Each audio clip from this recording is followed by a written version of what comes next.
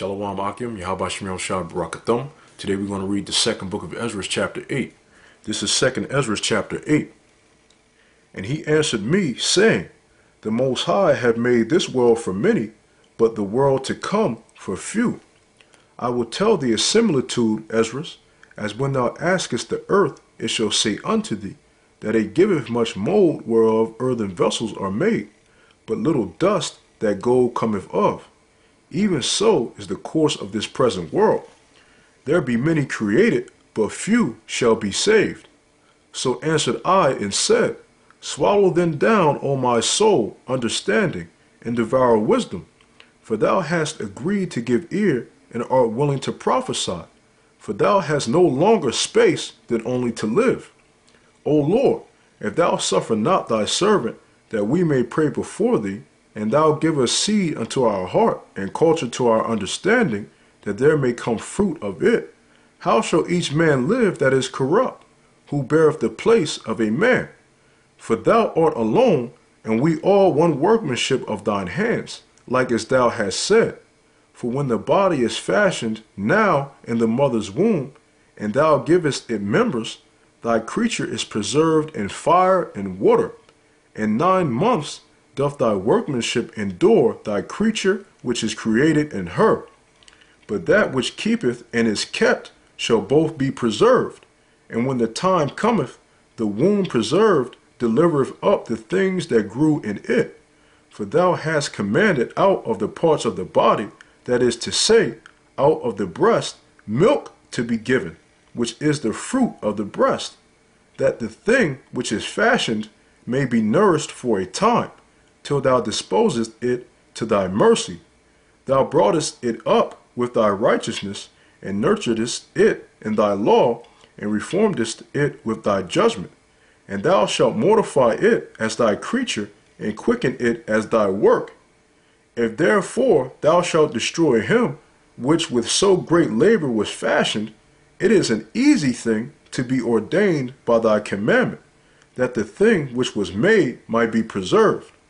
Now therefore, Lord, I will speak, touching man in general, now thou knowest best, but touching thy people, for whose sake I am sorry, and for thine inheritance, for whose cause I mourn, and for Israel, for whom I am heavy, and for Jacob, for whose sake I am troubled.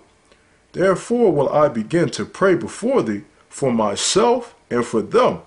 For I see the falls of us that dwell in the land, but I have heard the swiftness of the judge which is to come. Therefore hear my voice, and understand my words, and I shall speak before thee. This is the beginning of the words of Ezra, before he was taken up. And I said, O Lord, thou that dwellest in everlastingness, which beholdest from above things in the heaven and in the air, whose throne is inestimable, whose glory may not be comprehended, before whom the host of angels stand with trembling, whose service is conversant in wind and fire, whose word is true and sayings constant, whose commandment is strong and ordinance fearful, whose look drive up the depths, and indignation maketh the mountains to melt away, which the truth witnesses. O hear the prayer of thy servant, and give ear to the petition of thy creature. For while I live I will speak, and so long as I have understanding I will answer. O look not upon the sins of thy people, but on them which serve thee in truth. Regard not the wicked inventions of the heathen, but the desire of those that keep thy testimonies in afflictions. Think not upon those that have walked vainly before thee, but remember them which according to thy will have known thy fear. Let it not be thy will to destroy them which have lived like beasts, but to look upon them that have clearly taught thy law. Take thou no indignation at them which are deemed worse than beasts, but love them that always put their trust in thy righteousness and glory. For we and our fathers do languish of such diseases, but because of us sinners, thou shalt be called merciful. For if thou hast a desire to have mercy upon us, thou shalt be called merciful to us, namely, that have no works of righteousness. For the just, which have many good works laid up with thee, shall out of their own deeds receive reward. For what is man that thou shouldest take displeasure at him?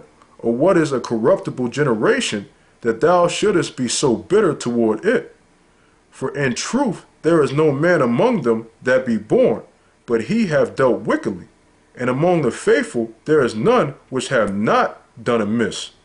For in this, O Lord, thy righteousness and thy goodness shall be declared, if thou be merciful unto them which have not the confidence of good works.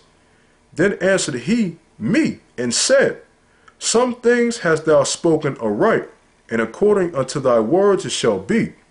For indeed I will not think on the disposition of them which have sinned before death, before judgment, before destruction. But I will rejoice over the disposition of the righteous, and I will remember also their pilgrimage in the salvation and the reward that they shall have. Like as I have spoken now, so shall it come to pass.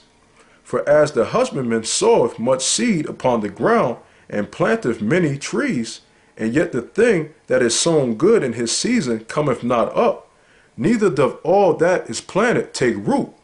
Even so is it of them that are sown in the world. They shall not all be saved. I answered then and said, If I have found grace, let me speak. Like as the husbandman's seed perisheth, if it come not up, and receive not thy rain in due season, or if there come too much rain and corrupt it, even so perisheth man also, which is formed with thy hands, and is called thine own image, because thou art like unto him, for whose sake thou hast made all things, and likened him unto the husbandman's seed.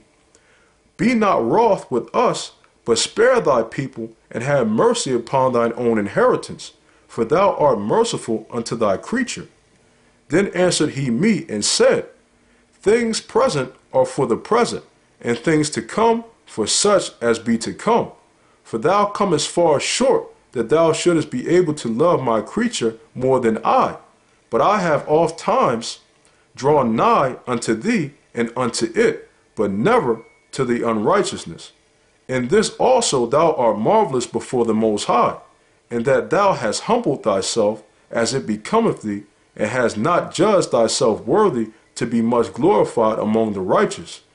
For many great miseries shall be done to them that in the latter time shall dwell in the world, because they have walked in great pride. But understand thou for thyself, and seek out the glory for such as be like thee. For unto you is paradise opened, the tree of life is planted, the time to come is prepared, plenteousness is made ready, a city is builded, and rest is allowed, yea, perfect goodness and wisdom. The root of evil is sealed up from you, weakness and the moth is hid from you, and corruption is fled into hell to be forgotten. Sorrows are past, and in the end is shewed the treasure of immortality. And therefore ask thou no more questions concerning the multitude of them that perish. For when they had taken liberty, they despised the Most High, thought scorn of his law, and forsook his ways. Moreover, they have trodden down his righteous, and said in their heart that there is no God, yea, and that knowing they must die. For as the things aforesaid shall receive you, so thirst and pain are prepared for them. For it was not his will that men should come to naught, but they which be created have defiled the name of him that made them, and were unthankful unto him which prepared life for them. And therefore is my judgment now at hand. These things have I not shewed unto all men, but unto thee, and a few like thee. Then answered I and said, Behold, O Lord, now hast thou shewed me the multitude of the wonders, which thou wilt begin to do in the last times. But at what time? Thou hast not shewed me. That's the book of 2nd Ezra, chapter 8. Yahweh Ba'Hashim Yahweh Shai Barak Atham, and as always, double shalom.